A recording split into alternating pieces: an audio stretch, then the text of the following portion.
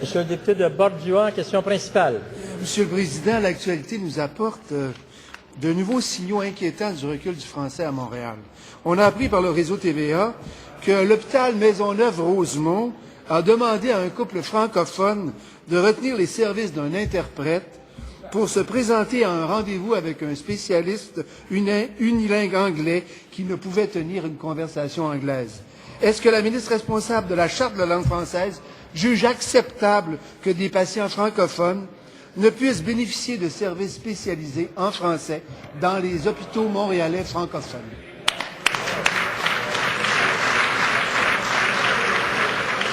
Monsieur le ministre de la Santé et des Services sociaux. Monsieur le Président, je suis content que le député de l'opposition reconnaisse qu'on a des spécialistes qui viennent de d'autres pays pratiquer au Québec parce qu'on a des institutions de très haute qualité. C'est un spécialiste neuro-ophtalmologique.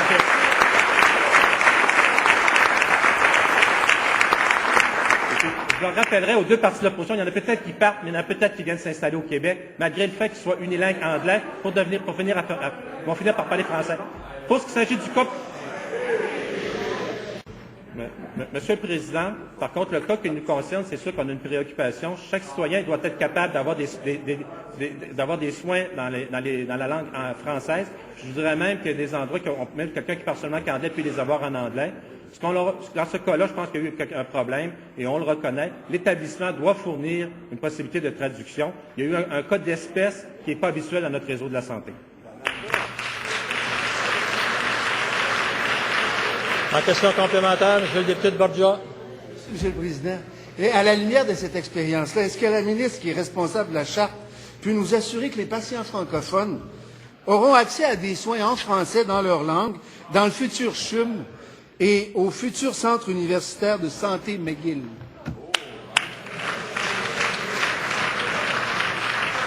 Monsieur le ministre de la Santé et des Services sociaux.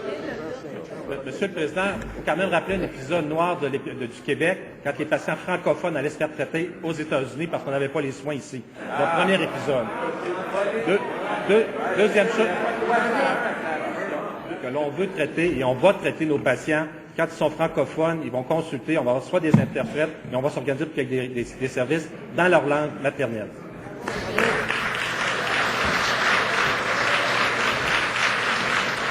En deuxième complémentaire, monsieur le député de Bordua. Merci, Monsieur le Président. Est-ce que le ministre de la Santé est au courant que pour pouvoir exercer la médecine au Québec, un médecin doit passer un examen de français pour pouvoir offrir ses services en français au Québec?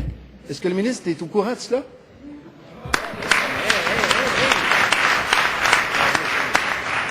Monsieur le ministre de la Santé et des Services sociaux. C'est important de parler français, c'est essentiel de parler français, au moins d'avoir une certaine compréhension. Mais là, on parle d'un spécialiste vraiment de haut niveau qui vient quand même pratiquer au Québec, tant au niveau de la recherche que de la clinique. Et naturellement, on s'attend à ce qu'il puisse être capable de s'exprimer. Des gens de haut niveau, il faut accepter qu'on puisse les accepter temporairement en attendant qu'ils puissent faire l'apprentissage de la langue. En question principale, monsieur le député de Bordua. Monsieur le Président, est-ce que le ministre est en train de nous dire qu'il va falloir avoir un interprète pour pouvoir avoir accès à certains spécialistes? Est-ce que la ministre responsable de l'application... Monsieur le député de Bordua, je vous demande de reprendre en partie votre question, qu'on puisse bien l'entendre. Question. Merci, Monsieur le Président. Donc, je demandais au ministre de la Santé s'il faudra dorénavant être accompagné d'un interprète, avoir accès à des spécialistes. Et je demandais à la ministre responsable de l'application de la Charte de la langue française si elle était d'accord avec ce que vient de dire le ministre de la Santé.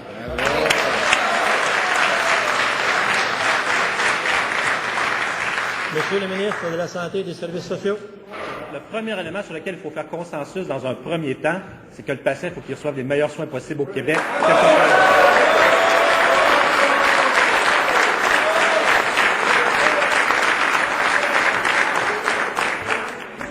Et Monsieur le Président, jamais on va empêcher un patient d'être bien traité, surtout quand c'est des spécialistes, malgré le fait que parfois ils ont de la difficulté à s'exprimer en français. Et à ce moment-là, on leur fournit des services de traduction. Mais ce qui est important, la médecine, c'est universel, ça n'a pas de langue. Ce qui est important, c'est qu'ils reçoivent des bons soins. Et on parle de spécialistes, de spécialistes reconnus mondialement.